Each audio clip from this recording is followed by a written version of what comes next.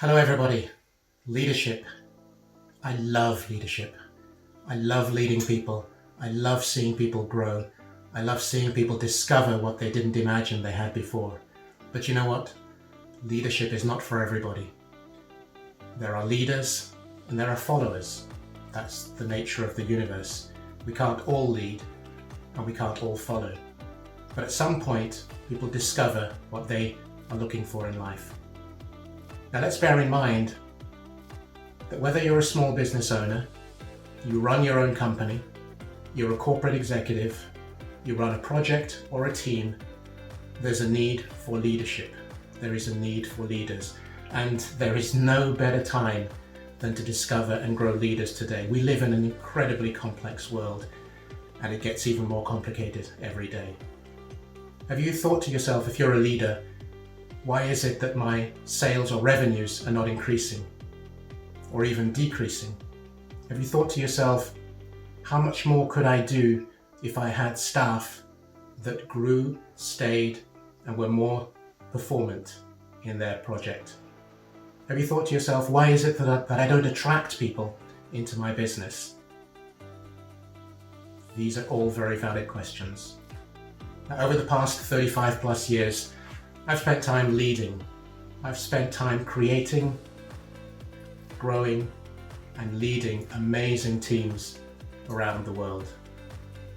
The key is giving them the tools that they need, but also providing yourself with the tools that you need to be able to grow. My name is Igwe.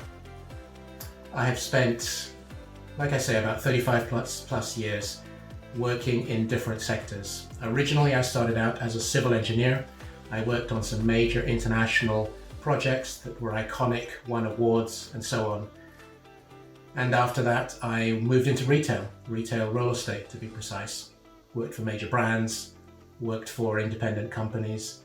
And the focus there was simply, whether it was in Scotland, England, France, Switzerland, the Netherlands, or indeed across into Morocco, where I've built teams. Because you see, the key thing fundamentally is leadership is international, it's global. But you have to then look at the individual cultures, languages, styles of doing business, but it doesn't change the fundamental fact that leadership is so critical. Now, in order to understand leadership, I just want to take you through a few things. So I've just put the letters here. Let's just start to unravel maybe a little bit of what leadership is. So let's take this first letter, L. Here's what I'm going to recommend it stands for. It's for listening. Now, listening is one of the least used but most important techniques of leadership. How many of you are great talkers? How many of you love hearing your voice? How many of you keep talking even when nobody else is speaking? Your team's not speaking, you're the only one. Because people think that the more you talk and deliver a message, the more that people are going to act upon it. Quite the contrary. There's a very good reason why we were given 2 ears and 1 mouth. We listen. We should listen twice as much as we talk. Talking is not the key. We'll go into that maybe a little later in other videos. But for right now, listening is critical, because through listening, you hear not only what is said, but what is not said. And that's the key. It's the what is not said. What are people not telling you? What do you not know? What have you not heard? I remember one of my bosses a long time ago, a wonderful man by the name of Ferdinand Kohler, when I worked in Switzerland. He was chairman of the board. And sitting in a board meeting, people were discussing in a very animated fashion a particular thing, and there was a lot of disagreement. And Ferdy Kohler said to the individual who was making the most noise, "Just because you shout the loudest doesn't mean you're right." Powerful. Just because you shout the loudest doesn't mean you're right. Let's listen to what other people are saying. So what about the second word? What would you put there? Well, I'm going to pick one which I think is equally important today and is very much missed. It is empathy. Empathy.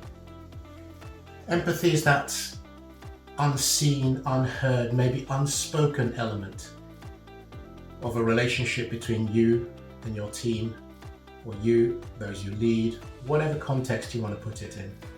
Empathy is understanding, listening and taking that in and saying, what is it that this person is going through and how can I help them? Empathy is so powerful, and yet so few use it. So few use it because they don't understand the importance of empathy. You sort of think it's weak because as a leader you maybe you're taken to be soft. Well, not at all. It's not about that. It's about connecting at a, let's say, lower level within your vibration and their vibration. It's a connection between the two of you, so you understand what's going on. Empathy, of course, is not just individual. It could be the team, it could be the business, but understanding what is going on, that is really important. So that's empathy. And the third one that I would go for is authority.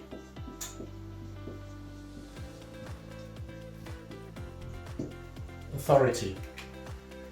Now, there's a difference between authoritarian and dictatorial and having authority. Because you see, once you're a strong, powerful, not in the sense of wielding power, but you connect with your team, then authority comes almost naturally. People almost embrace the fact that you are a person of authority. Because let's bear in mind, if you're head of a division, head of a department, or you're even the business owner, by nature you will have either been promoted to or you've acquired that position through whatever you've done in your previous life. So you're already there with authority. You don't have to wield it. Authority is sort of earned, in a sense, through the way you treat your team. Now, if I give you an example, in the Netherlands, I used to live there, and there was a PA. She was very clear with her boss about a specific issue. Her boss was the CEO of the business, and she defied an instruction that he gave her. Now, of course, he was not from the Netherlands and was totally annoyed and upset by this. But the point, because I asked her about it, and she said it was very clear. It's not about him having that position of being the CEO. It's about him respecting me. If he respects me, I will respect him.